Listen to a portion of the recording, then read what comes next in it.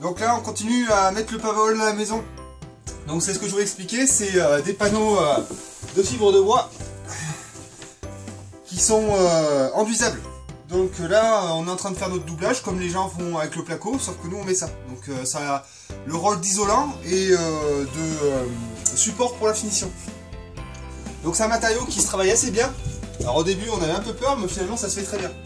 Donc les outils qu'on utilise pour faire la coupe du pavavol, des outils standards pour le travail du bois. Scie sauteuse, petite scie plongeante avec son petit rail de guidage. Ça va bien pour faire des coupes droites qui seront très propres. La visseuse évidemment, pour ensuite venir fixer ton pavavol au mur avec une petite rondelle et la vis dedans. Bim, hop. Bon, après parfois on fait des petites découpes un peu bricole ou cutter dans la poche évidemment. Petite scie égoïne, ça va bien aussi parfois. Et surtout, n'oublie pas les petits équipements de protection individuelle, EPI pour les intimes. Les gants, protection auditive, les lunettes, et même si c'est pas de la laine de verre, le masque, parce que tu vas en prendre plein la bouille. Et surtout, n'oublie pas la tronçonneuse! Mais surtout, aère bien ta pièce. Oh putain! Pour ce qui est de la mesure, c'est quand même important. Après, tu peux faire tes découpes à la tronçonneuse, à l'œil, mais tu n'auras pas le même résultat. Équerre à chapeau. Fausse équerre pour les angles à la con. Et pour les grands pour les grands angles droits, l'équerre à maçon. Vu le poids que ça fait. When are you gonna come home? When are you gonna come? When are you gonna come home? When are you gonna come?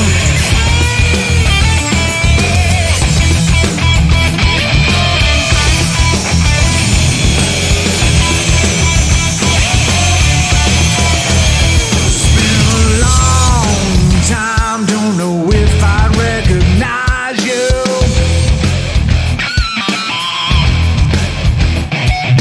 You're a sight for sore eyes. Turn my eyes to sky blue. When are you gonna come?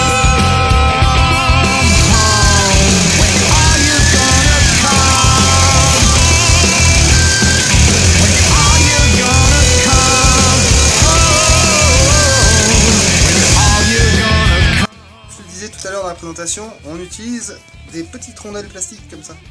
Ça te permet de bien plaquer le pavavol. Enfin, tu comprends bien que c'est un matériau qui est tendre. Donc la vis là, au bout d'un moment, si tu continues, tu vas traverser et ça tiendra à rien. Donc tu mets cette petite rondelle, tu mets ta vis, qui est une vis inox. Inox parce qu'on va faire un enduit chaud. Donc on préfère utiliser de l'inox, comme ça on est sûr que ça ne sera pas attaqué ni par la chaux, ni par l'humidité. Voilà.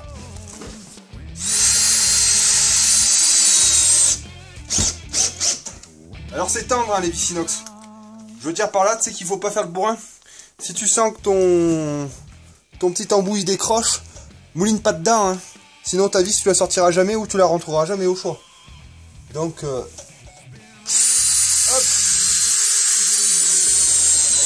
D'un seul coup, sans hésitation. C'est sexy comme t'es en train de prendre les mesures. Et Agnès, pourquoi t'as besoin de l'escabeau?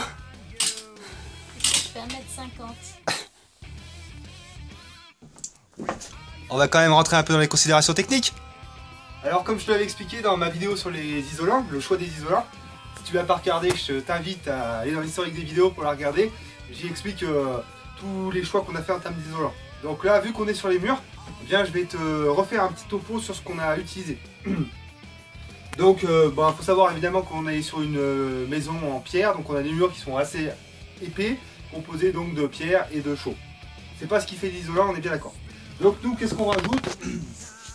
On rajoute donc du Gutex, de la laine de bois en épaisseur de 10 cm. Donc ça, c'est notre premier isolant.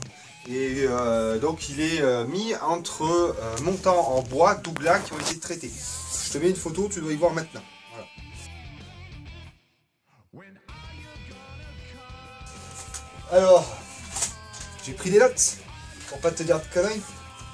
Donc, le R, la résistance thermique du Gutex 500, c'est 2,75. Voilà. Ensuite, on vient mettre notre frein vapeur. Le frein vapeur. Donc celui-là, comme je t'expliquais, c'est pour rendre la maison étanche à l'air et éviter que la condensation s'accumule sur un point et fasse un point de rosée. C'est-à-dire qu'il a la propriété d'être perspirant. Il laisse passer les molécules d'eau. Voilà. Une fois qu'on a mis ça, eh bien on vient doubler avec ce qu'on est en train de faire. Le Powerwall en 60. Je te refais pas, je t'ai déjà expliqué. Donc je ressors mes notes. Le Powerwall en 60 dp, il a un R de 1,35.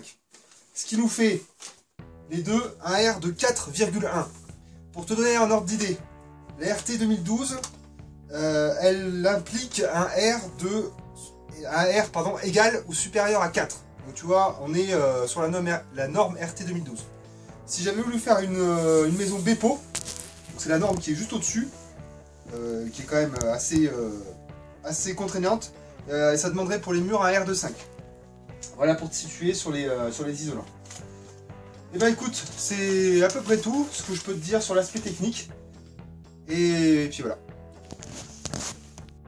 Alors faut savoir quand même que l'isolant c'est le plus gros du budget. C'est ce qui coûte le plus cher.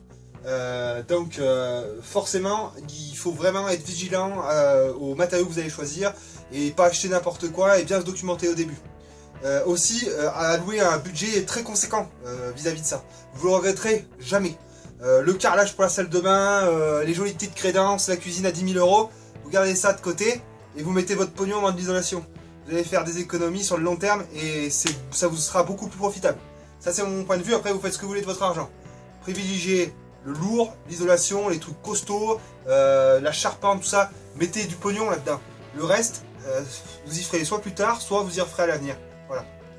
Il faut absolument que je remercie tout le monde, tous ceux qui ont rejoint la chaîne. On doit être dans les 200 presque là au jour d'aujourd'hui, enfin quand vous regardez la vidéo. Moi je trouve ça génial, je m'amuse énormément à tourner toutes ces bêtises. Vous savez même pas à quel point ça me... Enfin, moi je m'éclate quoi, je m'éclate. On arrive dans le milieu de la permaculture et de la rénovation comme les Américains en Normandie pendant la Seconde Guerre mondiale. Je vous garantis, on est avec les tanks là, on arrive, c'est énorme ça. Bon, je vous adore, on continue comme ça, on s'abonne, mettez des pouces en l'air, mettez des dislikes si vous aimez pas ma gueule, c'est pas grave, on s'en fout. Et puis à la prochaine, ciao.